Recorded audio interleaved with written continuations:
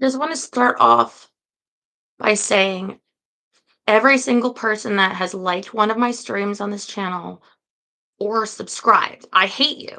Like words can't describe like how much I hate you.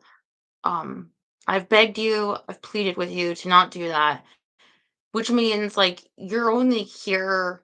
You probably don't follow me on my OnlyFans, and if you do, it's like so infrequently. Like that doesn't really matter. Um, and just like I go through enough hell, and literally like the least you could do is follow the basic, basic, basics that I've asked of you, which is not to subscribe to this channel so it doesn't get taken down, and not to like the videos so they don't get taken down, so they don't get put in the algorithm. So I've noticed I have over 200 subscribers on this channel, which means I should not be on this channel. I don't have 200. I don't have anywhere near 200 people following me on OnlyFans, which means this channel is corrupted. It means that there are dark, dark people here. There are people here that should not be here. And I have now every reason in humanity to be terrified and afraid. Great. Thanks so much. Um, so have the time to put in the effort to have to keep making another channel. This is so fucked. Sorry, but let's talk about how my appointment went. Even still, that's how fucking retarded they are that they won't even take the like off. I fucking hate you. I hate you. I know it doesn't mean much. Probably like you get off on it, but like by every definition of the word, like there's no positive feelings. Like, okay. er, my therapist canceled from the intake form, said that I should be in a hospital. So now I don't know what to do with as far as the therapy goes. Trying to get on the website. I'm here now. The um my blood work, she said it's actually beautiful. She went over every single number and said, "These are amazing. These are fantastic results." And she told me what they all mean. Like this, we check this for like your organ function, kidney, liver. Great. This is great. This should be like between this and this. This is great. It's like you must be taking. You take a supplement for this. I guess I take multivitamins.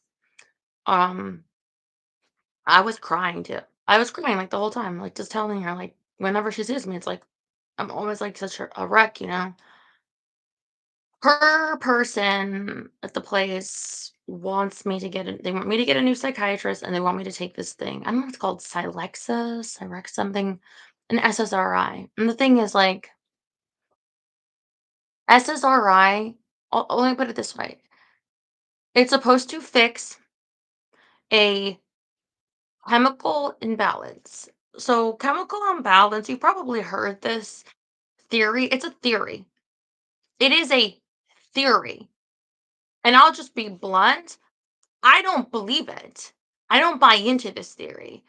They can say all they want, like, well, they went to school and whatever. Well, I went to the school of taking several of these. And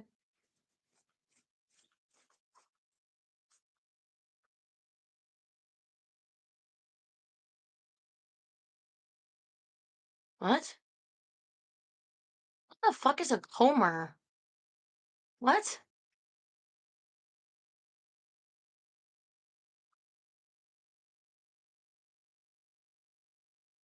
Does a comber mean that you're someone who attacks me on other sites and robs me? Is that what you mean? I don't know what this means.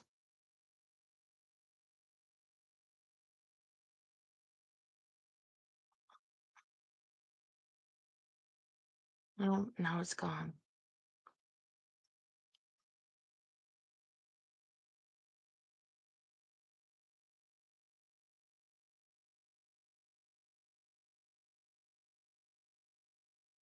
Am I scared of people that are part of hate groups about me? What? What do you? Okay, where was I? Oh yes, okay. So it's a theory. Um, and my thinking is I don't think that there's something wrong with my brain. I gotta look this up.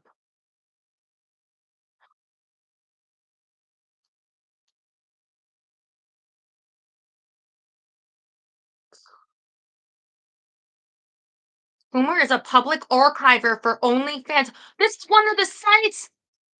This is one of the sites that's been robbing from me. COOMER. You're from one of the. You're from one of the places that's costing me so much money and effort to get taken down. Are you freaking serious?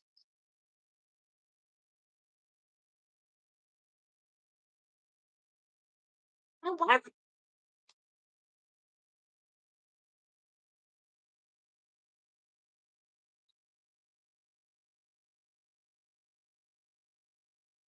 Sorry, I'm gonna.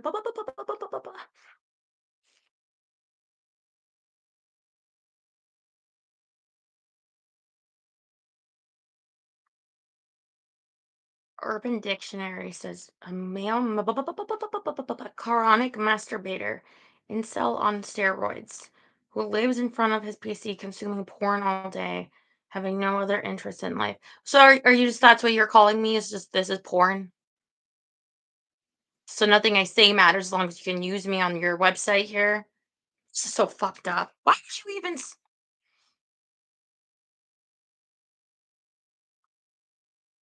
please don't rob people. People are people. Thank you so much.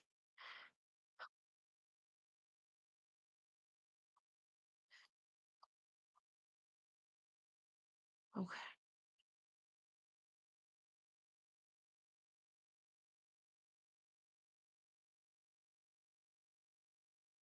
Trying to get my thoughts together again. Just throw me off.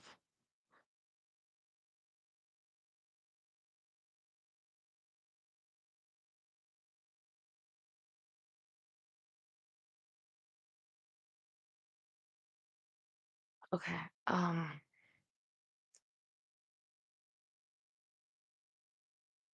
Essentially, what if there's not a chemical imbalance that makes, like, for instance,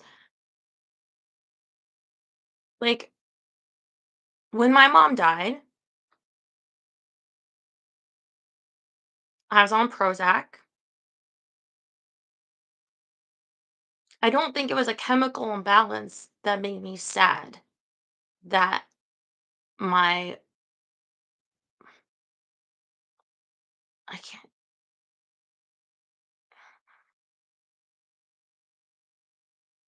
What is this the same guy? What's going on?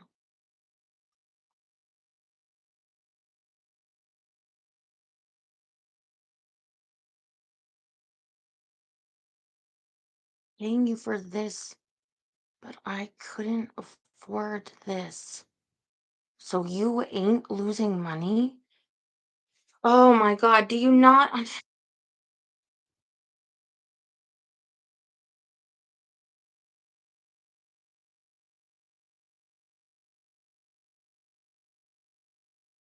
where does this thought process come from? Do you do you think that way with everything that you steal? If you steal from somebody, but you couldn't afford it, it's okay? Oh my god. Or you consider God, can I just give me a second? Please give me a second. Only rich people can steal, like, if it's something expensive, right? Or, like, you can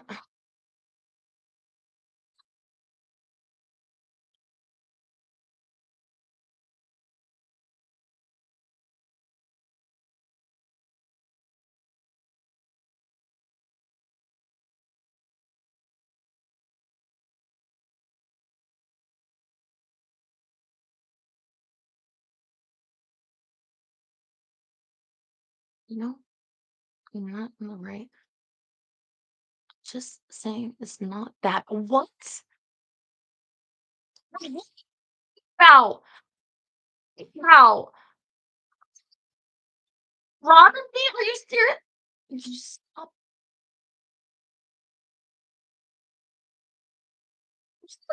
Talking about? Oh, it's publicity to rob me? Are you freaking kidding me? Then sorry for yelling. I'm standing by.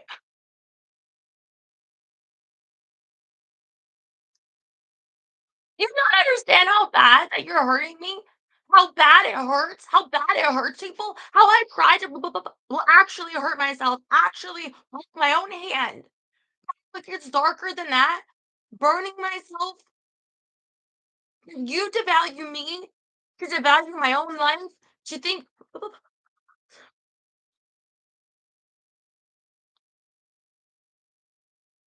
shouldn't I be yelling? I'm just trying to express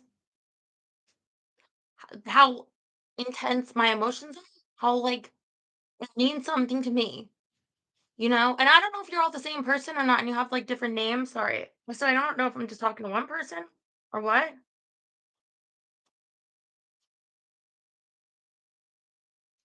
And I understand you're limited by only being in the text form. I honestly, I'd almost want you to call me to explain it if you had my number, because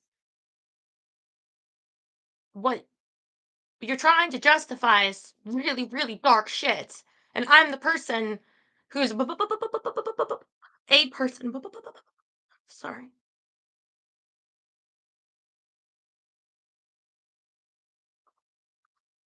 who's in it, you know? So it's like, um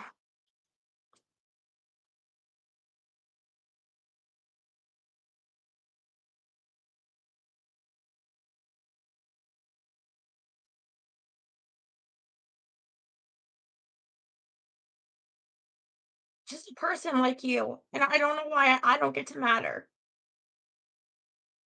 Maybe you think I'm not because you see me naked possibly, but I am a person, okay?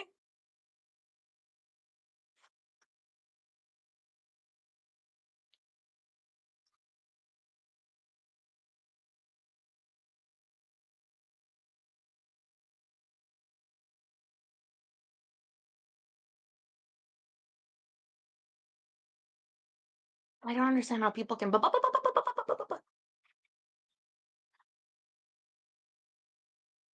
I understand in all dark things people do, you try to put a justification to it. People do that, and it's been shown, you know, with all kinds of things, but it's not right. It's not. There isn't. No one is making you hurt me. Do you want them unhidden? I didn't know they were hidden. I didn't so so I don't totally know what's going on. Yeah.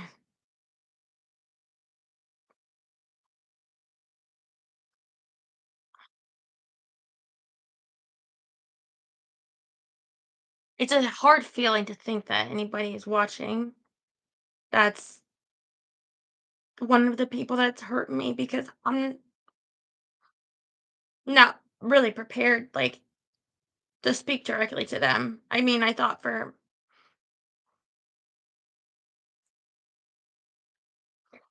a second I was, but I'm really not. I'm like really not um mentally well from all from all of this, you know. I wrote the web. Sorry.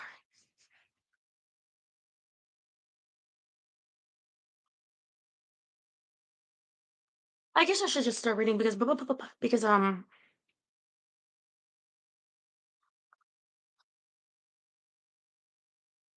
I got different names. Okay, because you keep banning. I'm not even touching it. Okay. Well, I didn't do that. I did not do that. I might have joined the stream later. I'm not here to fuck. I'm not hating on you anywhere.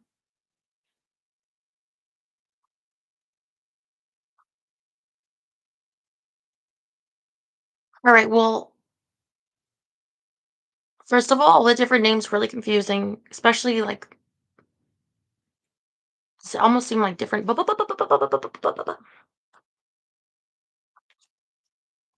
like cultural um surnames or whatever. But anyway, um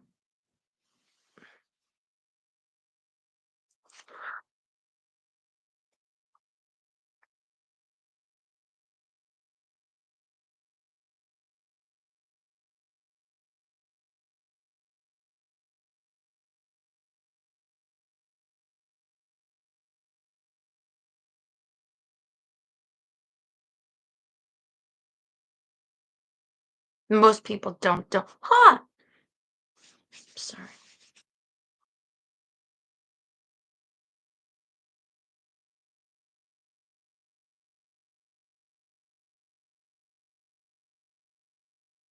Most people don't try to write me directly. Um, Sometimes they say that, "Oh, I wrote her once a long time ago," something like, um, but not with enough clarity for me to really know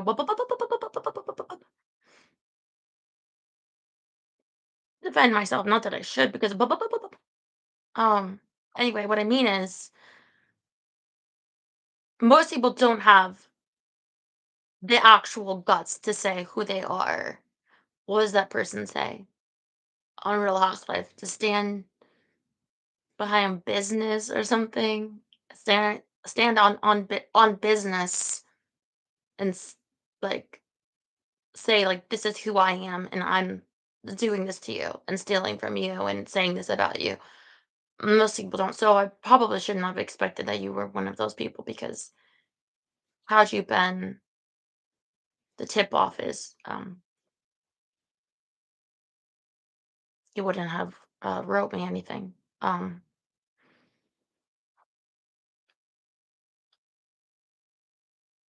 they like to they like to put the mask on when they're hurting me, literally critiquing from my vagina. Yeah, they like to when they're talking about literally my tampon string. It's a very it's a very ironic. Anyway, sorry, getting a little late start. I don't have all my thoughts together what I was gonna say about the meeting today, but I started reading. I think we're about halfway through, almost. We're like less than half, but still. Oh, I went to the thrift today and I got a few more books. It's the one outside the place, but they don't have any reception. So I had to wait till I was about home to give the rest of the photos from the place. Um, but anyway, so our next book will be great no matter what, because I have so much selection. I guess I went on like little bit of a book spree lately. There's just like they're very cheap. Um, and I always think, oh, this could be fun to read to you, you know?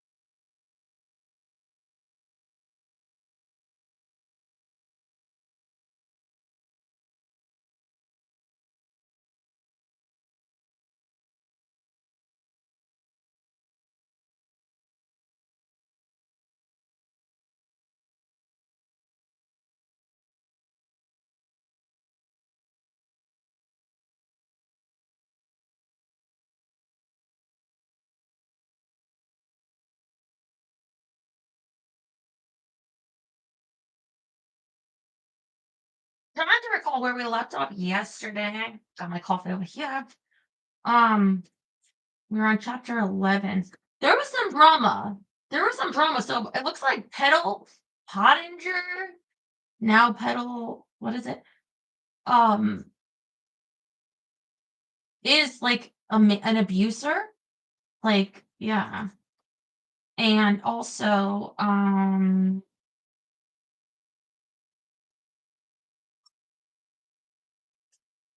the Reed's daughter wasn't Sawyer's, like, biologically. Oh, hi, John. I haven't even started reading it. I'm just kind of recapping from yesterday. So you didn't miss any reading. Let's see. Yeah, so those are the main points.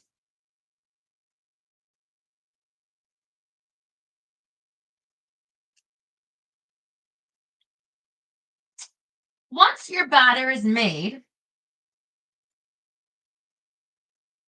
don't let it sit around too long before baking, or you risk your cake falling flat. Nothing is more disappointing than realizing you waited too long and missed a chance at creating something special. Addie, it had been a morning, and it wasn't yet 9 a.m. Butter and sugar scented the air as I refilled coffee mugs, then hitched myself onto a stool to hear what Henrietta had to tell us. Honestly, though, I was still shaken by Dare and Petal's visit, and how once I'd taken a good look, I'd been able to see a bright inner light in his eyes, but only a faint glow in hers.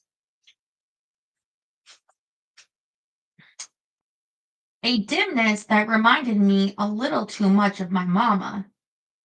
Oh, that's Petal, so she's like dark, but he's not. I silently sent Dare a million apologies for lumping him in with the rest of his family and tried to focus on Henrietta, who was gazing at Tessa Jane. I'm so very sorry, darling, she said. For what? Tessa Jane asked, looking truly baffled. Somewhere along the line, I lost sight of the fact that my goals are mine, not yours. That what belongs to you belongs only to you. When you told me no, no the other night, it was the slap in the face I needed to take a good hard look at myself, at what I was doing to you. I didn't like what I saw. It reminded me too much of my father. I had no idea what they were talking about and was beyond curious. Mama, you don't, Tessa Jane began, tears in her eyes. No, no, Henrietta held up her hand. It's all so clear to me now, and I'm ashamed at how I've pressured you to give, give, give. I couldn't see what it was costing you emotionally and financially too. It's not your responsibility, it's mine. You need to live life your way. Oh, I remember something else that I wanted to say. So there was a plane crash. I think it was last night in like Washington. It could have been the night before, but I think it was last night in like Washington, D.C. And I 100% blame Terry because he has been doing like all this plane stuff. And he told me last night he was trying to stay up to buy some computer part. And I was like, why don't you just go to sleep? And he said, because people will, like scalpers will, or bots will buy them and then sell them for like thousands of dollars.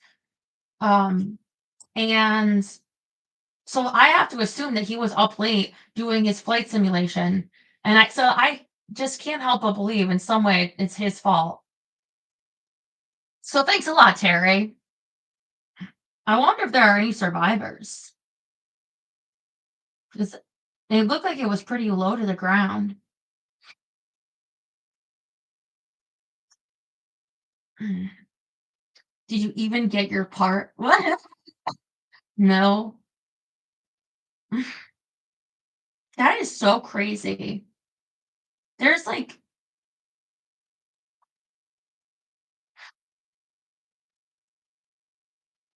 I like never hear of plane crashes like in America. Um, and the fact that it happened in Washington, D.C., it's like, that just seems like impossible. So I'm very curious to find out what happened wrong exactly. Like, because this cannot happen again. Like, this should not have happened now, but this should cannot happen. Like, I didn't even think it could happen. Thinking a helicopter was not manned by what? Is that possible? Mm. I mean, it could be the flight controller's fault. Did anybody check that? It's crazy.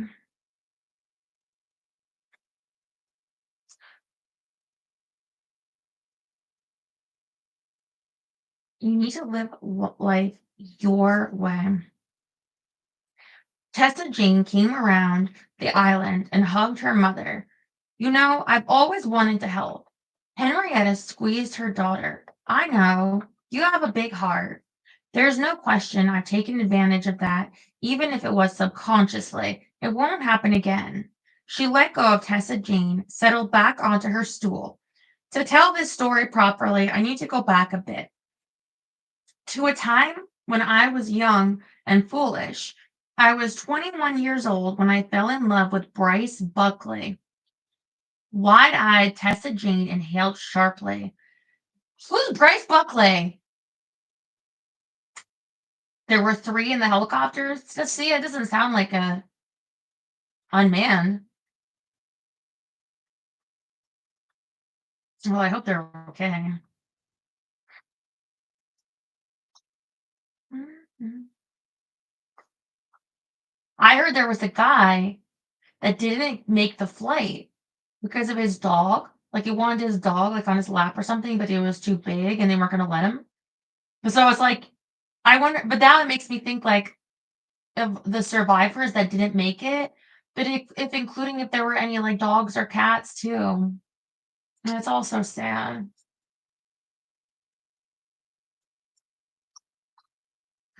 I'm gonna stick to being scared of flying, I'll tell you that. Okay, let's see. Who's Bryce? What kind of a name is Bryce? Oh, Final Destination, yeah.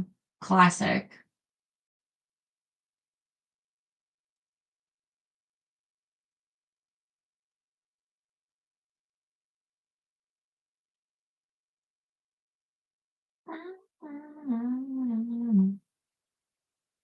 Wide-eyed Tessa Jane inhaled sharply, then pulled over a stool and sat down. If Aunt Bean had given me a nudge, I'd have fallen right off my seat. I could not believe what I was hearing. Henrietta and Bryce? Never in a million years would I have paired the two. Aunt Bean, I noticed, continued to sip her coffee, not acting the least bit shocked. It was clear to me, as someone who knew her well, that she was already aware of this piece of news. It was just one of those things, Henrietta said. He was tall, dark, and dangerous, and I fell hard and fast. See, I like short and safe.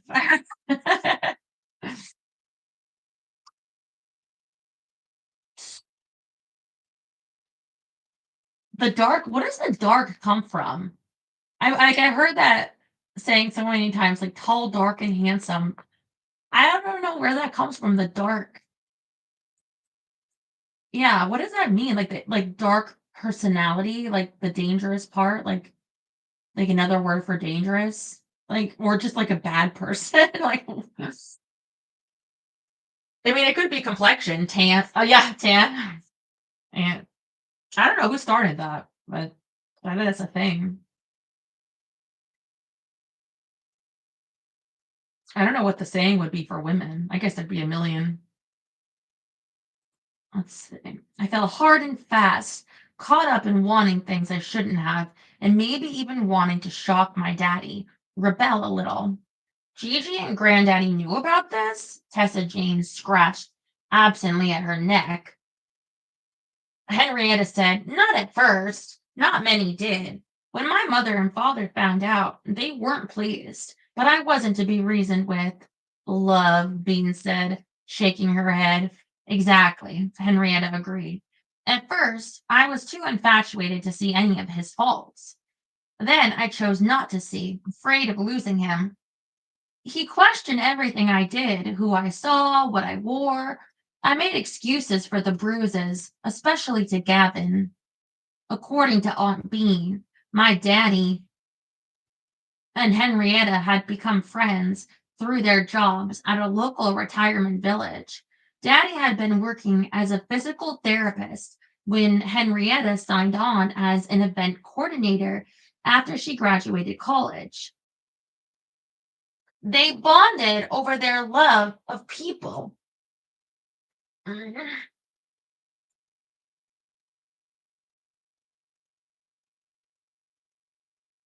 All right, well, let's bond over our hate of people.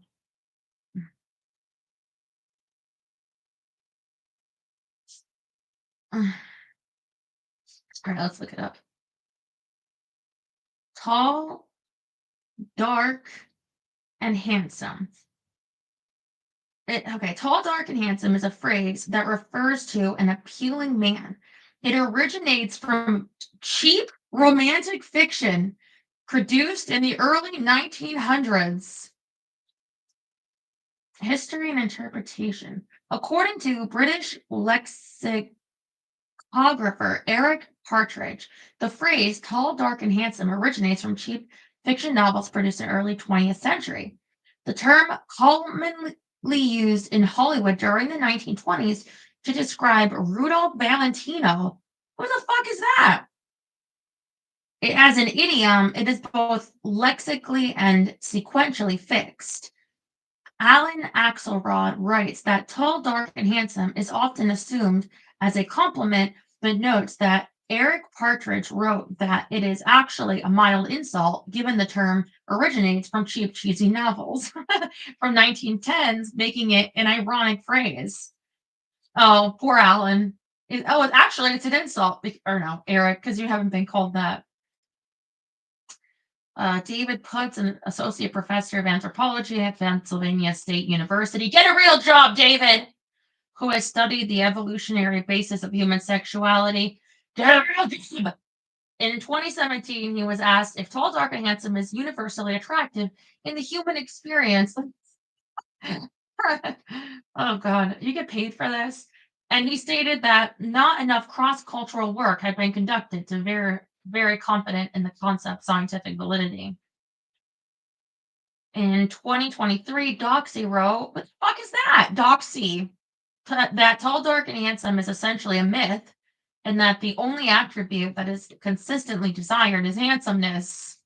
In India, darkness is essentially erased from the phase, probably phrase, but the Wikipedia doesn't care to get it right. As only tall, light, and handsome men are considered attractive. They actually, in India, they have all kinds of these like lightening creams, and sometimes I get them in my beauty lots to resell, because women put them on their buttholes. Um, yeah. Anyway, or I mean, in other cultures, maybe their faces or whatever. I don't know. Such as in India. I love idiom because idiom they say America is unique that so much of our um lexicon, like so much of our language is idioms. uh, an idiom is a phrase or expression that largely or exclusively carries a figurative or non-literal meaning rather than making any literal sense. Categorized as formulaic language and idiomatic expressions meaning is different from the literal meanings of each word inside it, which I'm sure makes it for foreigners hard to understand. Some well-known idioms in English are spill the beans, meaning reveal secret information. It's raining cats and dogs, meaning raining intensely. And break a leg, meaning good luck.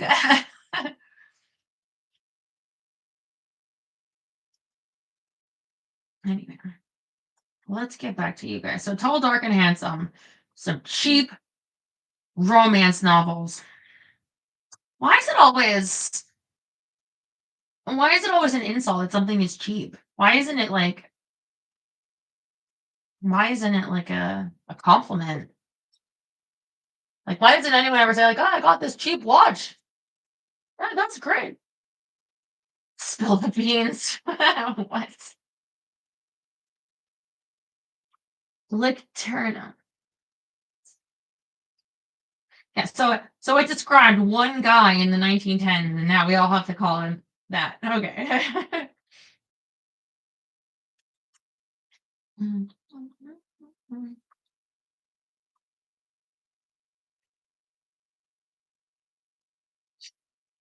Okay.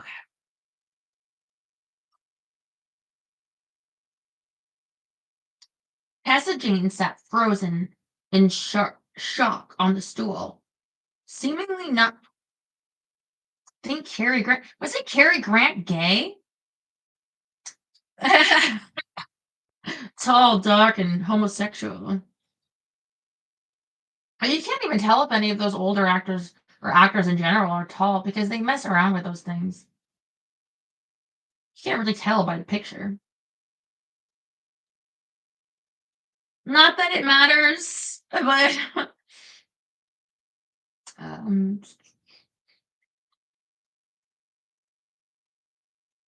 I got up, took the pan of cookies from the oven, and set it on the counter. Gavin didn't buy my excuses and tried endlessly to talk sense into me. Henrietta said, but I was stubborn. I didn't want to listen. I wrapped my hands around my mug, feeling a weird sense of deja vu with this story. My father trying to talk sense into Henrietta mirrored how I tried to stop Ree from seeing Ace Buckley. We'd both failed.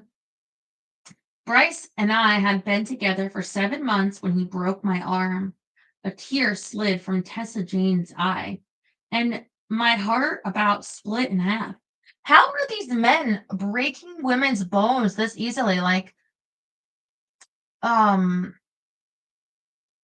the one person, Ree, had her wrist broken. Like, I'm wondering if if these women in general have very frail bones, or if you guys could tell me as men, are you guys strong enough to just break bones, to just like break a person's arm?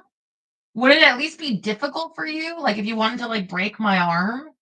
Like I don't even know how you go about breaking it. You just take it by and like cram it into like a cylinder block or something?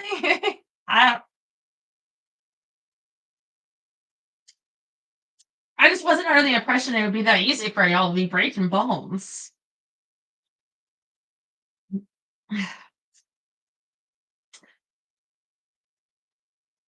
Okay.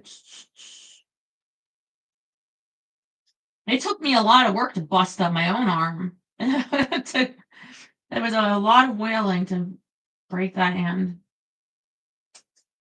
Okay. Mm. A tear slid from Tessa Jane's eye, and my heart about split in half. Aunt Bean hissed softly, shaking her head. I knew then that I had to end it. I made the mistake of meeting him alone in my mamma's horse barn to tell him. I'll spare you the details, but I will say I thought for certain that was the day I was going to die. Tessa Jane's breath hitched, and I rubbed her back, swallowing hard over my own emotions. Yeah, they say the most dangerous day for leaving like an abusive partner, or the most dangerous day of all the days you're with an abusive partner is when you're leaving, or the most dangerous time is when you're leaving them. Because, people get the impassioned by it all, right?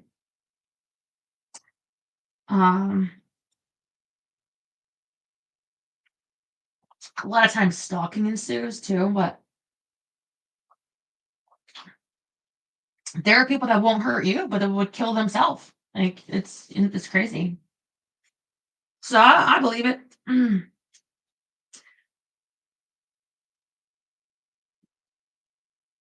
Tessa Jane's breath hitched and I rubbed her back, swallowing hard over my own emotions. I could easily picture Ree's battered body as she told me that she tripped and fell again. But I was saved by the most unlikely heroes, Henrietta said, glancing at Aunt Bean, who had tears in her eyes. She gave a slight nod as if to say, go on. I just about lost consciousness when I heard a great noise, a battle cry. The most beautiful birds I'd ever seen flew into the barn. Dive bombed, really. The starlings, I was coming to realize, were not only the guardians of the people in my family, but to anyone nearby who needed help, like Ernie, like Henrietta. The birds attacked Bryce, pecking and scratching him until he ran from the barn, screaming. Later, I heard he needed hundreds of stitches. She arched an eyebrow. I thought it too few. Oh, from all the birds attacking him.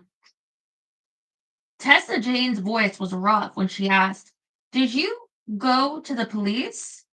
I wanted to, but my father preferred to pretend it never happened. He only went to the authorities after Bryce came back to the farm a few months later. My heart ached. The watering trough. Yes, Henrietta said quietly. He needed to hurt something, and since he couldn't get to me inside the house, he took it out elsewhere. Oh, the poisoning. Aunt Bean shuddered. Lord have mercy. Henrietta nodded. My recovery was painfully slow, so I needed to take a leave of absence from work.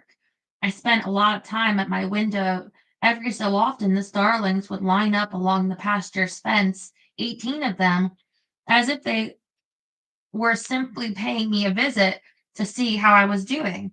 Just like Gavin, he came to see me at least once a week, too. I wondered now if this was when their affair started. Wondered, too, why they'd never married after his divorce was finalized. Suddenly, I had the uneasy feeling it had been because of me.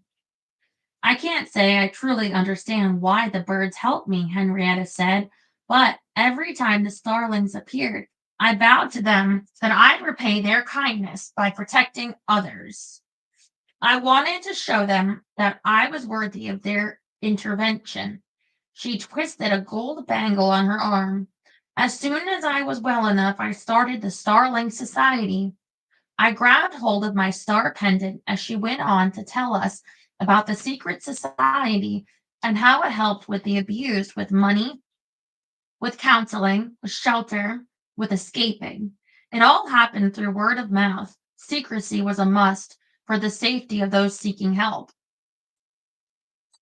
Okay, so you guys all know that like my mom was abused by like not my only my father, but like my little sister's father. But I remember better like my little sister's father. Like I remember the first time, like in the middle of the night, and I was sleeping on the couch, and some of my aunts and uncles came in the house. The this where we were renting, and we're grabbing all of our stuff, like toys and stuff, and putting it in a garbage bags. And was like, Stella, get in the car. Go get in the car. And like I was just in my pajamas. And that was the last time I ever saw that house. But we stayed in like her friend's basement. Every time we go somewhere, he would find us. And I come to find out my mom's best friend, Brenda, selling us out for drugs. And that's why, like, my mom would always say my whole life, "Don't trust anyone, like, you don't need, like, friends, don't trust anyone," because like and I think it's a lot is from that, like, that's, like she would be like, "How are they finding us?" So it turned out she only told that one person, and it got out, but he would break in the windows, that was really scary. But anyway, like, this kinda brings it back when they're talking about finding escape.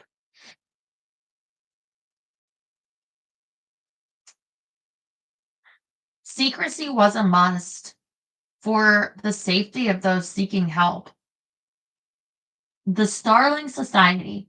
The name sounded familiar, though I couldn't place how I knew it. I stole a look at Aunt Bean, who once again didn't seem surprised by what Henrietta was saying. She'd known about the society already. Apparently, Aunt Bean was an expert at keeping secrets, unlike me. Henrietta ran a thumb over the rim of her coffee mug. The society receives funding from many sources, but over the years, the primary benefactor was my mother, not that she knew it.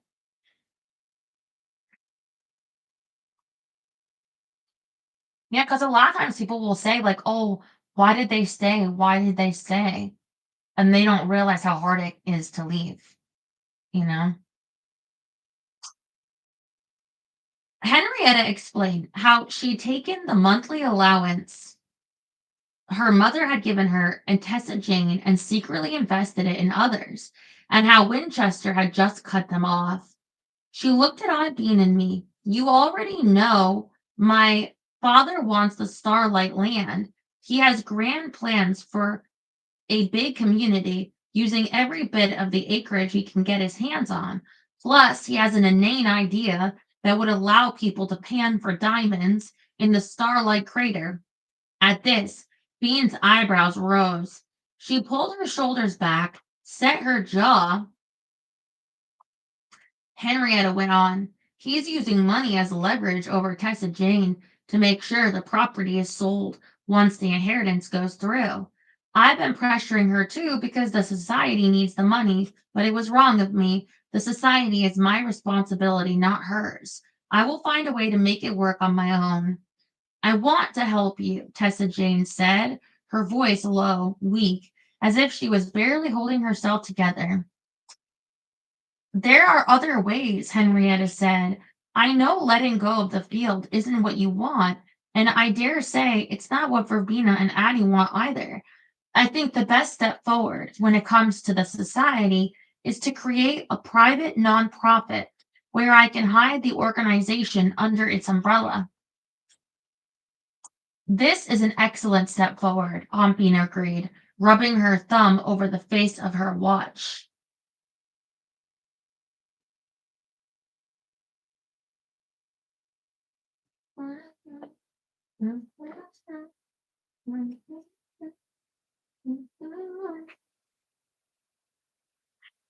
Tessa Jane shifted on her seat, opened her mouth, then closed it again, opening it once more, then snapped it shut. Spit it out, Peanut, Aunt Bean said with a smile. She scratched her neck and looked around the table. What if we beat Granddaddy at his own game? What do you mean? Henrietta asked. Tessa Jane's hands flew about as she said, we keep the Starlight Field, protect it at all costs, and keep it free to visit. But what if we built a cafe and gift shop close by? Maybe on the other side of the parking lot? Since the field is open only at night, it could be a dessert cafe. We could sell Starling Cake Company cakes there, make it one big family business. We can use a portion of the profits to quietly help the Starling Company or the Starling Society. Aunt Bean tapped her nails on the table and nodded. Interesting. I have to admit, I like the idea. Henrietta put her mug down. You wouldn't have to donate. Mama, hush, Tessa Jane said, her voice tinged with exasperation. I smiled at her sassiness, then realized everyone was looking at me. What do you think, Addie? Aunt Bean asked. I started counting the scratches in the wooden countertop. Finally, I said, I'm not sure. This is a lot to take in at once. Aunt Bean patted my hand. Take your time. No one needs a decision straight away. How long will you be in town, Henrietta? I planned to stay the week, but I had to get out of that house. She glanced at her watch. I'm hoping the Celestial Hotel has a room available. Aunt Bean said, Hotel? Nonsense. Stay here with us. I couldn't possibly. I never want to intrude. It's not an intrusion, is it, girls? Bean asked. The look in Aunt Bean's eyes warned us to play nice. Warned me, at least. I had the feeling my apprehension was stamped all over my face. No, ma'am, Tessa Jane and I said at the same time. See? Bean smiled. It's settled. Tessa Jane, why don't you help your mamma bring her things to the guest room?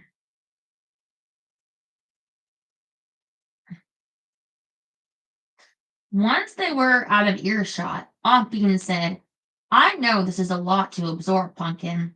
Winchester's never going to stop trying to get that land, even if we build on it. And if he becomes mayor, he'll have more power than ever. Who knows what he'll do to get revenge? Aunt Bean stood, wrapped her arms around me. This is where we need to take a cue from the starlings. I rested my head against her chest, heard her heart beating, reassuring me. How so? She kissed my head, took another cookie from the cooling rack, and trundled toward the stairs. She faced me before starting the climb. Starlings travel in flocks and murmurations because they know their safety in numbers. And more importantly, they know they're stronger if they stick together rather than try to face hard times alone. Later that afternoon, Aunt Bean's words were weighing heavy on my mind.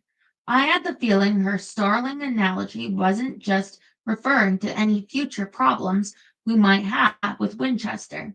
She was talking about my past, essentially telling me that I didn't have to shoulder my troubles alone, like I'd been doing for so long now. It was a little past 4, and the three of them had gone to pick up some groceries and a few craft supplies Tessa Jane needed to finish the cookies for Ernie. It was hardly a three-person job, but I suspected they were trying to give me some space. I was currently in the storage room on the second floor of the big red barn, trying to put my studio to rights. During the past week, I'd relocated all the cleaning supplies and had given the room a good tidying. I borrowed a folding table from Aunt Bean to use as a desk. I set up my laptop, microphone,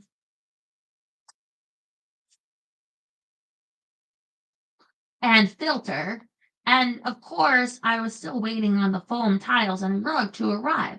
I couldn't really do any work without them. I powered on my laptop, checked my email and schedule. I like to think it had been fate that had set me on the path of voice work, a consolation gift, since I had to leave everyone I loved behind in Starlight and start life over in Birmingham. The mother of one of my roommates in the apartment I rented was a voice coach with connections. The minute she met me, her eyes had lit up. She helped me find a good acting class I could take around working full time at a local bakery to pay the bills, and within a year, she'd introduced me to the woman who'd become my agent. Most of those early days had been spent creating audition demos. Then I landed a local radio spot. Then local commercials, then national commercials. I narrated audiobooks. I voiced a documentary for children about panda bears and had a few roles in video games. Then I landed a bit role on a long running animated TV show for young children. Then another. I'd thrown myself into my work, heart and soul, and I loved it. My big break came when I landed the lead role in an animated TV show based on books set here in Alabama. The series, featuring Poppy K. Hoppy, a precocious, adventurous bunny, had been an instant hit. Ratings went through the roof, and I'd recently finished recording my lines for the third season, and there was no end in sight when it came to the series wrapping. Its popularity had given me some breathing room, a chance to be a bit pickier with my work, and it had opened other doors, bigger doors. Now I was here, knowing exactly how lucky I was, because it wasn't an easy industry in which to succeed. But I'd done it, was doing it. And yet, part of me still longed to be a sugar bird. Feeling at odds with myself, I walked over to the small window. The sun had come out around noontime, and with it had come warmth. As I watched the starlings flit about the pecan tree, Sam Smith started singing from my cell phone. At the sound, I somehow knew my mamma had already found out that Henrietta was staying at the farmhouse and was calling a voice to voice her opinion on the matter, because I didn't want to hear what she had to say. I silenced the call. I tried to put myself in my mama's shoes. As a young wife who discovered her husband had cheated on her and had another child, I could feel her pain, her anger. I could see why she'd want to leave him. But as hard as I tried, I would never understand how she'd walked away from me, why she kept walking away. Because my chest was suddenly tight, I tried to open the window to let some air in, but remembered it was painted shut. It was then that I noticed someone walking out of the woods toward the farmhouse. My heart started pounding. It was Luna. Ugh, who's Luna again? There's so many characters. The cabin, the cabin where she lived with Sawyer. Oh, is that the child? With Sawyer was located practically in the farmhouse's backyard. It was just a short walk away through the woods. Honestly, I was surprised they never moved, and equally surprised that Sawyer still worked as the field's caretaker after all this time. It was, after all, a job that was meant to be Ree's. Bean had created it for her when she found Ree was pregnant, as a way of giving her a place of her own and a steady income while she figured out what was ahead. I rubbed an ache in my chest as I watched Luna fast walk across the property, her short strides sure and steady. After Reed passed away, Bean offered the same job to Sawyer, and he accepted. Back then, along with caring for the field and the crater, he had to open the parking lot gate at 7 p.m. and close it at 11, and tend to the lot, emptying trash, bins, and the like, which he could do with Luna strapped to his back if he wanted. These days, however, Sawyer only took care of the field and crater, including the Star Walk. The rest was covered by part-time attendants being hired about 5 years ago, which I now realize was right around the time Luna started school full time and he started working with his dad. But why stay at all? He could earn much more money working full time with his father. And why still live in the tiny cabin? I turned my attention back to Luna as she neared the front porch. From a distance, she looked surprisingly like her mama. It was the way she moved, I decided. My eyes filled with tears, even as I smiled, remembering the way Ree always led with her head and chest, as if her feet couldn't quite keep up with her headstrong ways. Luna quickly climbed the porch steps and knocked on the door. Even from inside the barn, I could hear the dogs barking their fool heads off. I knew she was looking for me. Good manners being what they were, suggested I should go down there, invite her in, offer her a cookie, tell her about her mama. But I couldn't bring myself to move. I stayed right where I was, tucked into the shadows, watching her from afar, facing my troubles all alone. Chapter 12. When it comes to baking cakes, it's best to use good quality pans to ensure your cakes rise up nice and even with no soggy middles or burnt edges. Investing in things that matter, whether it be pans or friends or family, is one of the most important steps in recipes for success. Yeah, they say good tools like for cooking.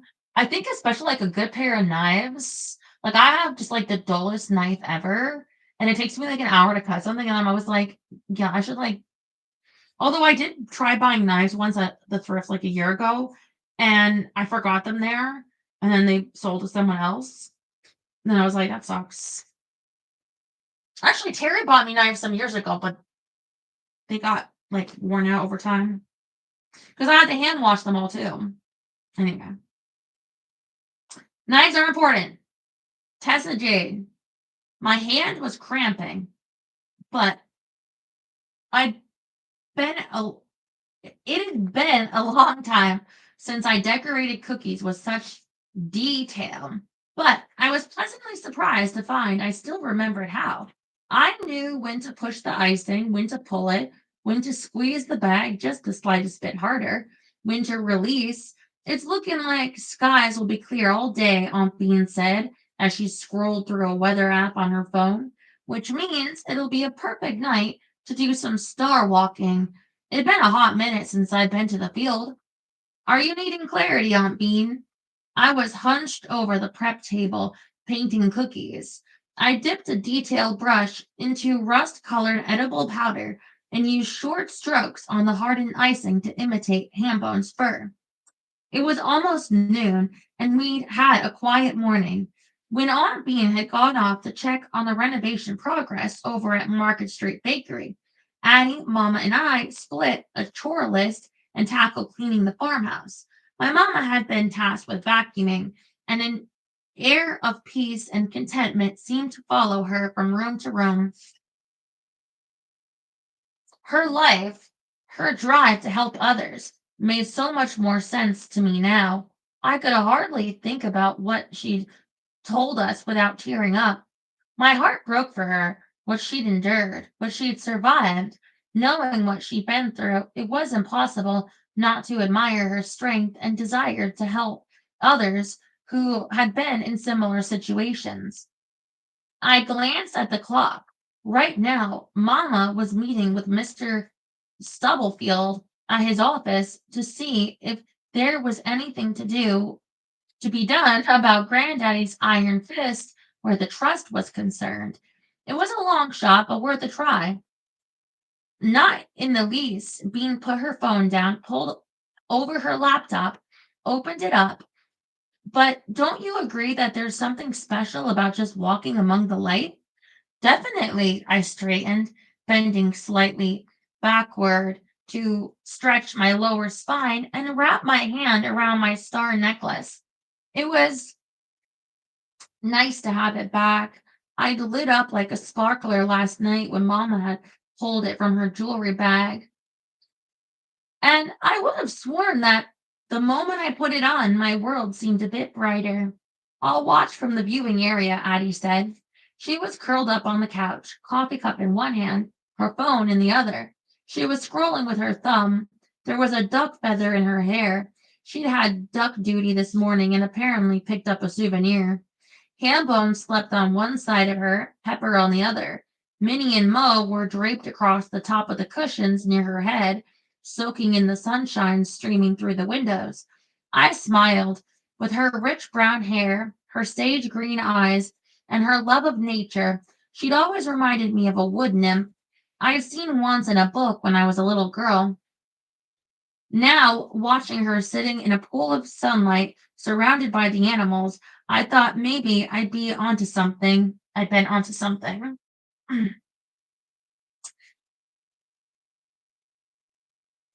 But even as much as she loved nature and thought the starlight beautiful, she never walked in the midst of it. Aunt Bean said, I'm starting a spreadsheet just in case y'all decide to build near the starlight. She tapped a few keys, then said, I have a survey from years ago, but I'm not sure where I filed it away. We'll need to find that, girls. We need to think about zoning, permits, utilities. Y'all might want to consider hiring a master planner. As she talked, all I could hear was ka-ching, ka-ching, ka-ching. Suddenly, I wondered where we were going to get the money for this build if we built. Could I get a loan? Why hadn't I thought of this before now? I gripped my pendant, felt my body flood with calm. Hambone shifted, growling low in his throat as he scrambled to his feet and headed for the front door. Addie twisted to look out the window. Looks like it's the Bootsy's Bloom's van. Both she and Aunt Bean then looked at me. I scratched at a hive on my arm. Ty wouldn't have sent something else, would he? No, no way. I'm sure it's not for me. Both dogs were full on barking now as the van rolled to stop at the front walkway. Quiet, Addie said. Neither quieted. Addie threw a helpless glance at me. You do it. Pepper, Hambone, quiet, I ordered. Both stopped barking, and I smiled. Addie said, Teach me your ways. Aunt Bean chuckled and slid off the stool. She grabbed her walking stick and made her way toward the door. I shared a look with Addie. She wiggled her eyebrows. I told her what the sugar birds had revealed to me about Stan's crush, and she'd but just as intrigued as I was about the possible match. Aunt Bean opened the door with a hearty hello. Come on in, Stan. Don't mind the dogs. What have you there? Stan stepped inside, holding a basket of flowers, and gave the dogs hellos before saying, Flowers for a pretty lady. He passed them to Bean. For me? Well, me oh my, she said, grinning. Don't I feel special?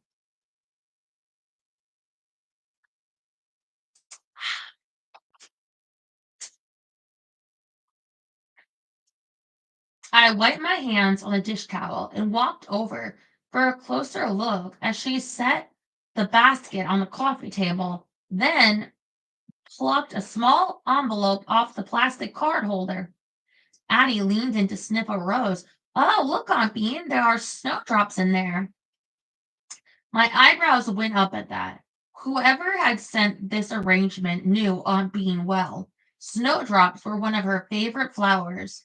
Aunt Bean leaned her stick against her hip, opened the envelope, pulled the card free, then frowned. What's it say? I asked. All it has is my name and a hand drawn heart. She turned toward Stan. Who sent them? His forehead furrowed. I wish I could tell you, but I have no idea. Bootsy must know, being crossed over to the prep island where she had left her cell phone. She dialed the florist, putting the call on speakerphone so we could all listen in. But after only a few minutes' conversation, it became clear that Bootsy didn't know either. How can that be? Bean asked her. Bootsy said. The order originated from an online site. Bean, it ain't privy to who sent it, unless the sender includes a name on the card. But why wouldn't they put a name down? Bean asked, her tone high, as she banged her walking stick 2 times in exasperation. Bootsy hooted, Well, I think that's obvious, honey. You've got yourself a secret admirer. Aw, secret admirer. Bean had begged off going with us to visit Ernie so she could get a head start on making tomorrow's cakes. It was going to be an extra busy week because 2 of the sugar birds would be missing. Willa Joe had scored a last minute sale for a flight, leaving tonight to see her grandbabies, and Pinky would be out as well as her wrist was still bruised and swollen. We'd already dropped off a basket of cookies at Pinky's house, leaving them on her porch to find when she returned from getting x rays, and we're on our way to Ty's house. I should have brought something to give to Ernie, Addie said. She drove with her seat back fully upright, both hands on the steering wheel, and she'd checked her seatbelt latch 3 times before we even left Bean's driveway. Hambone was in the back seat, his wet nose pressed to the window to watch the world go by. We'd left Pepper with Aunt Bean. We had cookies. Those are from you? They're from us. As sisters, aren't we a package deal? I wasn't sure why I said it, because I was still wary about our fragile relationship, but somehow the words had tumbled out before I could stop them, and part of me realized I meant it. She glanced at me quickly, then back at the road. I want to be. I mean, if you do. I almost laughed at how she seemed to be torn between looking at me and the road. She was a nervous Nellie. Before I could say anything, she added, I need you to know that I'm really sorry about, well, everything. I've been a terrible sister. I hope you'll let me make it up to you. My throat tightened as emotion welled up. I mean, I didn't invite you to my wedding, so you're not the only one who's been terrible. Do not, she said, with a warning in her voice. Try to make me feel better, Tessa Jane. We both know I was just plain awful. I'm ashamed of myself. I don't know what I was thinking. You were trying to please your mama in hopes that she'd stick around for a change. I said, my voice thick. We're all guilty of doing ridiculous things for the people we love. Take me, for example. I once dyed my hair red because Carson asked me to. He said he liked redheads best of all. It took 8 hours at the salon to fix that mess. You're doing it again, trying to make me feel better. I can't help it. I know. Also, Carson's an idiot. I laughed. She's spared me another glance. Do you miss him? I scratched my forearm as a hive formed, red and stinging. I don't know how I feel about him now that I'm out of the furious phase. Mostly, I feel a little lost. It was the most honest I'd been with anyone since the breakup, and my heart rate had kicked up a notch at the confession. But, I added, I think being here in Starlight has been helping me find my way. Life has been looking a little bit brighter lately. She nodded. I can see a difference. You're starting to glow again. But I'm not sure it has anything to do with Starlight. I think there's another reason.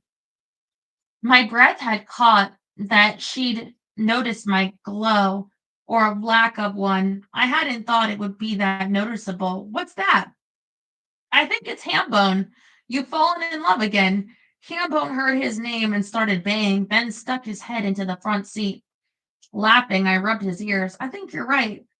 We turned down the country road Ty lived on, and Addie said, but there is something special about Aunt Bean's farmhouse. About Aunt Bean, really. She feels like home. Addie glanced at me and nodded. That's it, exactly.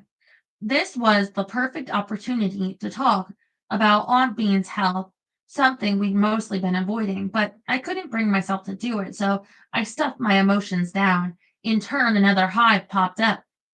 I thought Addie might be thinking along the same lines because I saw moisture welling in her eyes. We drove the rest of the way to Ty Underwood's house in silence. The car slowed as she turned up to his drive, inched really.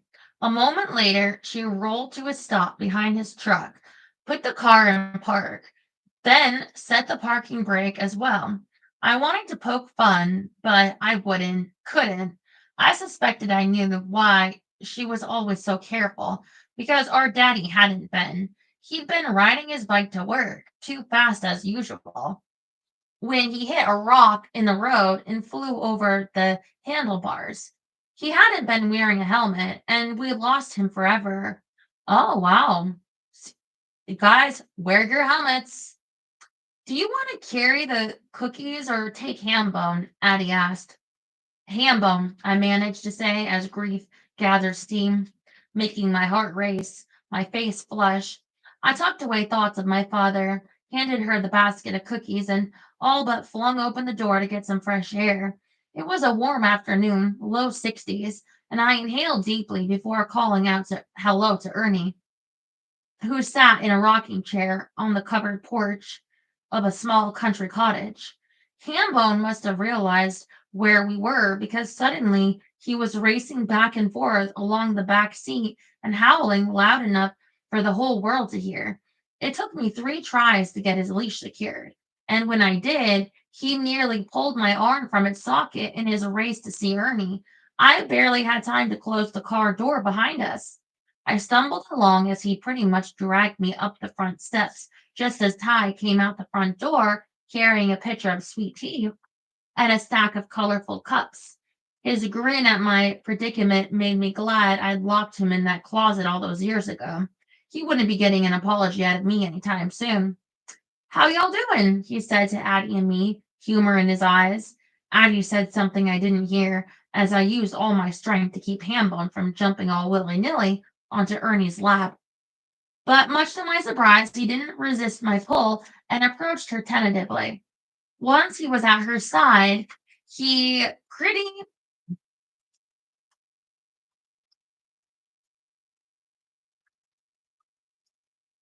much fell against her, pressing his head into her chest, crying.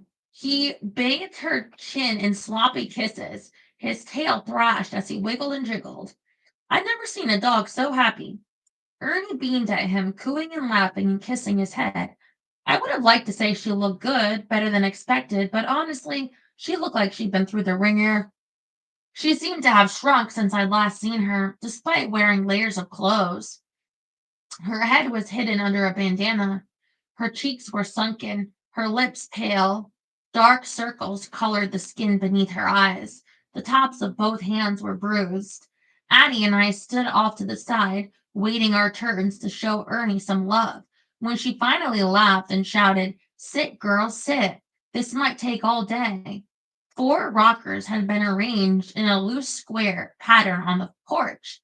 Ty had put the drinks on a side table and seemed to be waiting on us to sit down before he sat as well.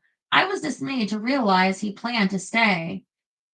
Do they have a heater on the porch? Wasn't it just snowing? Like, how are they gonna just sit in some rocking chairs on the porch, like in freezing ass cold? Like when they have like one of those outdoor heaters, like they have at restaurants sometimes.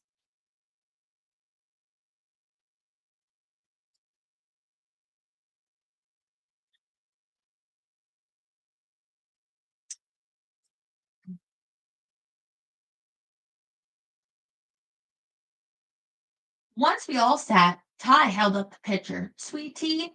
Addie and I said, "Yes, please," at the same time, sounding so alike that I was taken aback for a moment. It was going to take a hot minute before I got used to the sister thing.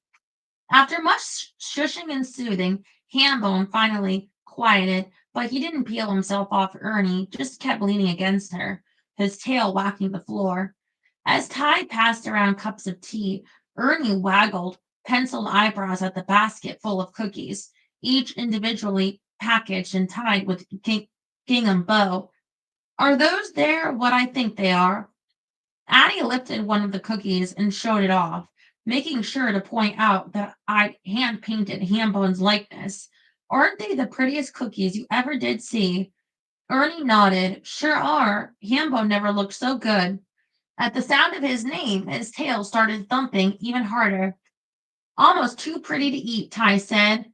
I about got whiplash looking at him. Was that a compliment? He was watching me, an eyebrow raised, in the shade of the porch. His eyes looked like warm chocolate. His normally disheveled hair was damp and brushed back off his face, where it curled against his neck. Ernie laughed. "Well, I still plan to gobble it right up. I've been dreaming of those cookies." She held out her palm for Addie to pass one over. "I can't quite match the recipe, that perfect mix of butter and vanilla and bliss." "I'm happy to share the recipe," I offered. "I reckon they still won't taste the same," she said, wasting no time unwrapping the cookie. "I've tried to make beans cakes 100 times. They never taste like hers." I wanted to say, "Me too," but only smiled. Ernie took a bite of the cookie, closed her eyes, and smiled. "Y'all have one too?" she graciously offered to us. Ty was reaching out when I said, "No, no, they're for you, Miss Ernie." He snatched his hand back, picking up his glass of tea, and looked off to the side, pretending interest in birds at a nearby feeder. For the next half hour, we rocked and talked about the snow and Bean's flower delivery, because it was rare that Addie and I had gossip to share before anyone else heard it. Ty was a perfect gentleman the whole time, nary an eye roll to be seen, or an under the breath comment to be heard. Hambone's eyes grew heavy, and he finally pulled his head off Ernie's lap and put it on her feet instead to take a quick nap. The breeze blew gently, rustling branches on the evergreens. Soon, crocuses and snowdrops and bluebells would be popping up left and right, declaring springtime, even though the calendar still said winter. Okay, I feel like I, I have to have an interlude of commentary. I can't hold it back anymore.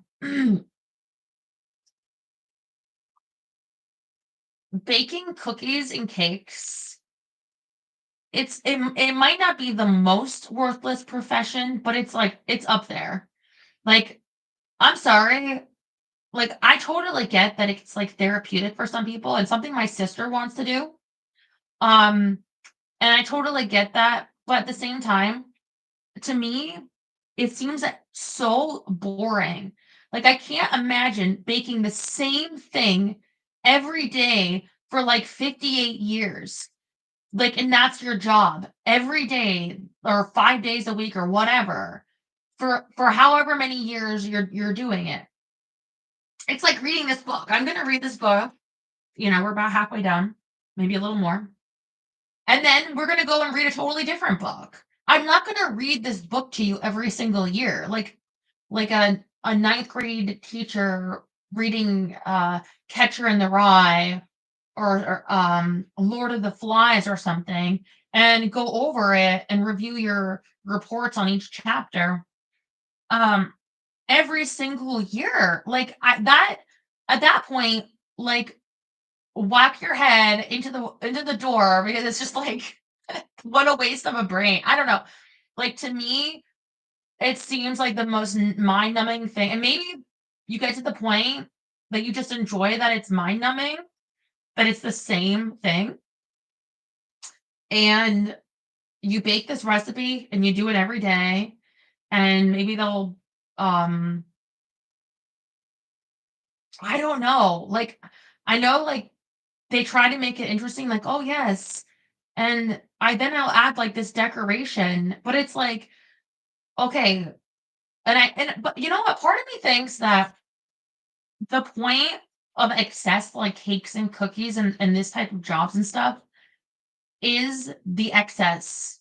It is to say, like, when your country is doing well enough that you can have like a job of making cakes that people don't even need. Um, and like that's nice and everything, but it's like a picture of like excess because it's not the first thing that you think of in a society. That what we really need is like cookies with little dogs on them.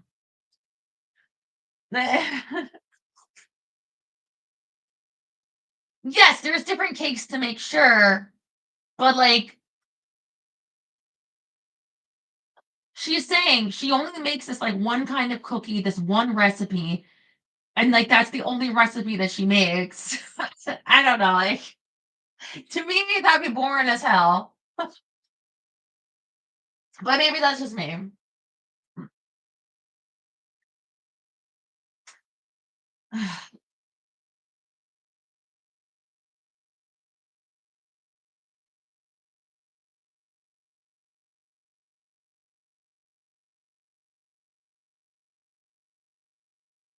I was being extra chatty, carrying the conversation, not only because Addie was naturally quiet, but because I wanted desperately to make a good impression. I tried telling myself that I was going above and beyond simply out of friendship and support, but I hated lying to myself. I knew deep down I was trying to make sure they knew I was nothing like my grandfather. I shouldn't have to try so hard. It should be evident simply from being around me, but I knew it wasn't that easy, not when pain was involved, grief. Ty's father, Clark, had once worked for my grandparents as a bookkeeper. He'd had full access to all their accounts and was the one in charge of paying their bills and also filing their taxes. One year, way back when, the IRS came calling saying there had been irregularities with the taxes. And when my grandmother hired an outside firm for an audit, it was discovered that thousands of dollars had gone missing from one of the household accounts every month for years. Clark was fired, then arrested for skimming the books, then sentenced to 5 years in prison on the assortment of charges. It was only after he was in prison a year that he started telling people that it was my grandfather who'd done the skimming. According to Clark, he'd been promised to be paid handsomely to keep his mouth shut and take the fall, except my grandfather never paid up.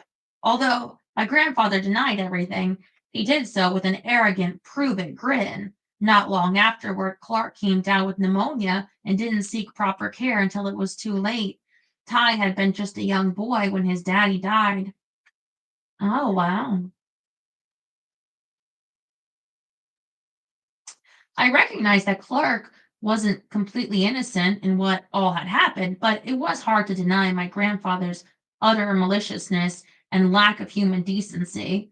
Years later, my mama told me that not long after Clark had passed, my grandmother had money secretly transferred into Ernie's bank account.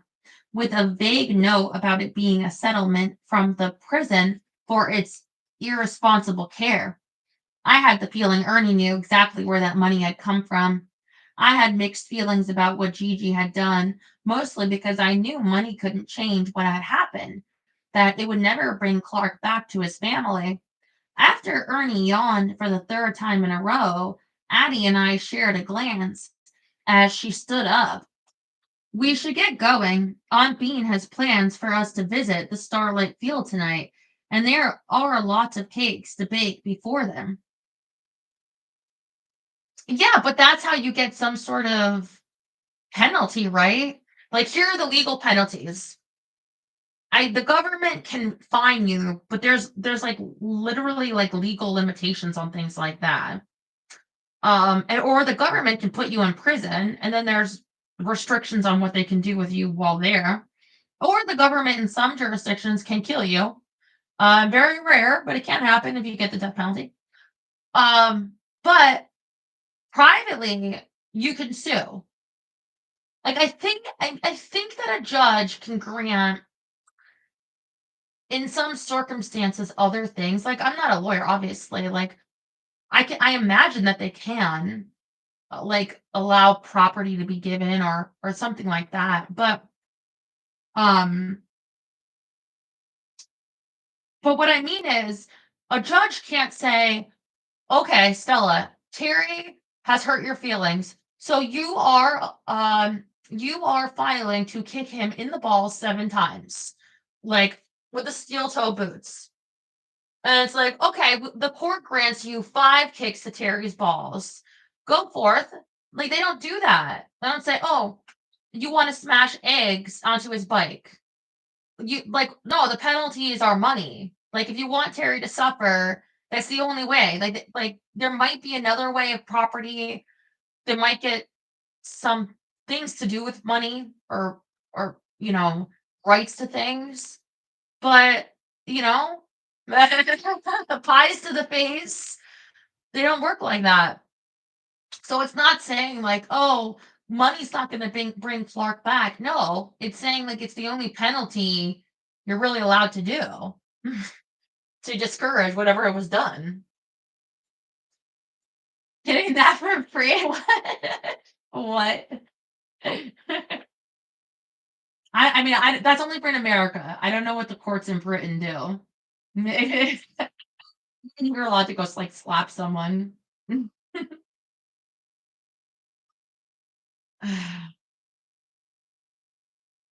Hey Terry, in in Britain, do they still wear those like powdered wigs? Or am I thinking of Australia? The judges, the magistrates.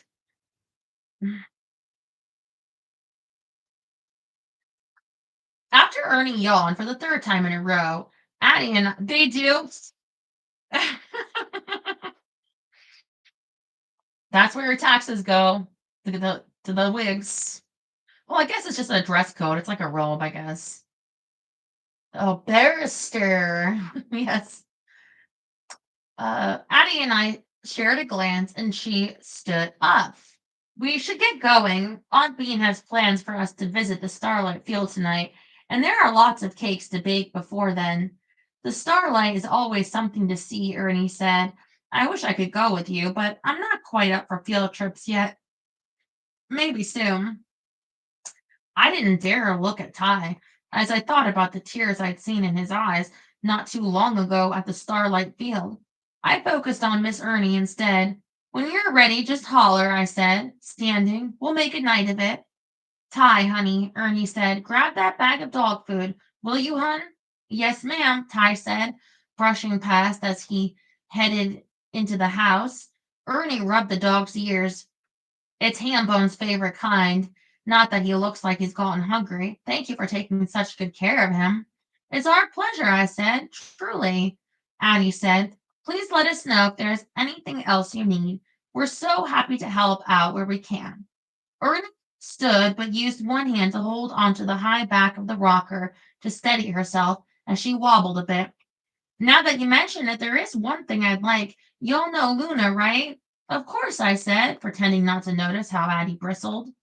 She's been helping me tidy up my house a few days a week since my diagnosis.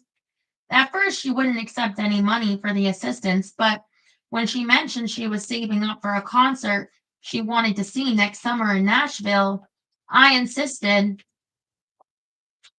on giving her some cash to help pad the fund. Since I won't be home for a while, I'm hoping y'all could throw a small job her way a couple days a week. Maybe walk the dogs or sweep the barn, do some dishes, something. It sure would set my mind at ease, knowing I wasn't the one who crushed her dream of seeing Taylor Swift. They're going to need to do more than cleaning out the barn for that.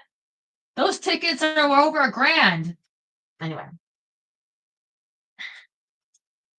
keep in mind, all of my legal knowledge comes from reruns of Judge Judy. So when you go to court, you get yelled at. My Judge Judy Shylin.